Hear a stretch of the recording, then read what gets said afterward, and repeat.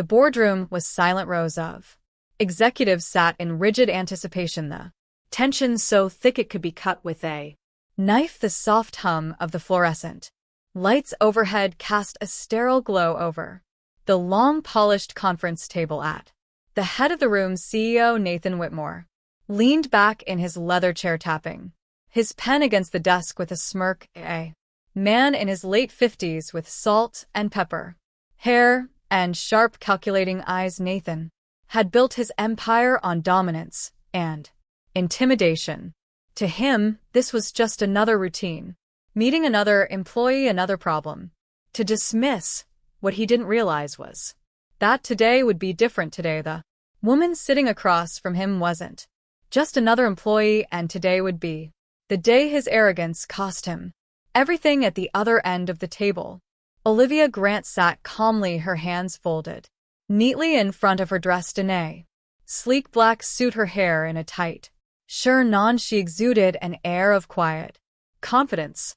But Nathan didn't bother to notice. To him, she was just another young woman who had climbed too high, another name on a list he would erase by the end of the day. His smirk widened as he glanced at the folder in front of him, his fingers grazing the termination notice inside. He hadn't even heard her speak yet, but he had already made up his mind this would be easy. He let out a small chuckle, shaking his head. Miss Grant, I assume you know why you're here, he said smoothly, loud enough for everyone to hear. A few executives exchanged uneasy glances. The legal advisor, a middle-aged man with wire-rimmed glasses, pursed his lips but remained silent. Olivia didn't flinch. She met Nathan's gaze. He didn't. I do, but I'd rather we focus on why you think I'm here, she said, her voice even. Nathan smirk faltered for the briefest second.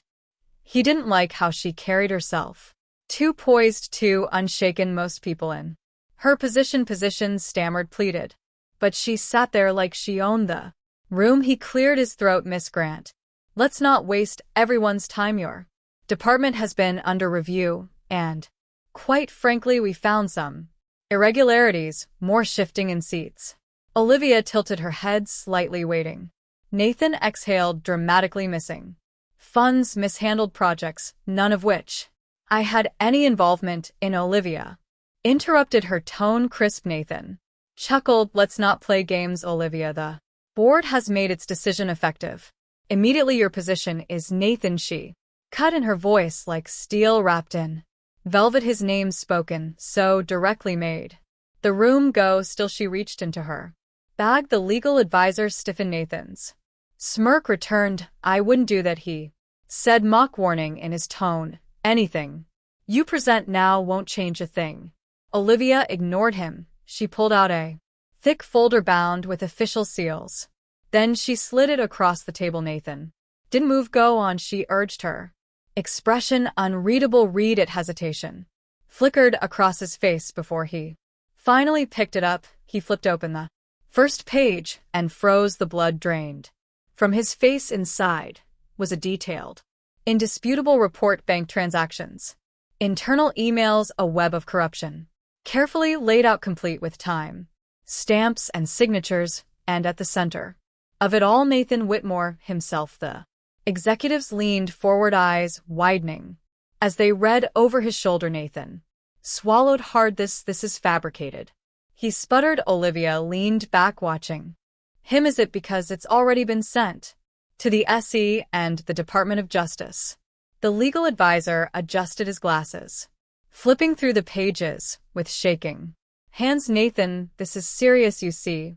Olivia continued smoothly. While you were busy manufacturing reasons to fire me, I was compiling evidence. The real fraud here isn't me, it's you. Nathan's jaw clenched. You have no idea what you're getting yourself into. Olivia smiled. Oh, I think I do. I've spent years watching men like you take what doesn't belong to them, thinking no one will ever hold them accountable. But today, she leaned forward slightly, you made the mistake of underestimating me. Silence engulfed the room. One of the board members, a senior partner with grim temples, finally spoke.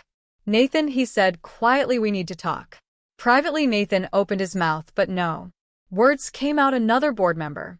Pushed back his chair Miss Grant would.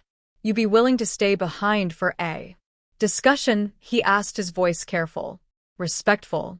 Olivia stood smoothing her blazer of course. As she gathered her things she paused at the door. Turning back she looked directly at Nathan, her voice carrying through the room. Next time she said, think before you assume, and with that she walked out, leaving behind a man who had spent his life untouchable until today, because after this the world would hear about it. Thanks for watching. Have a nice day.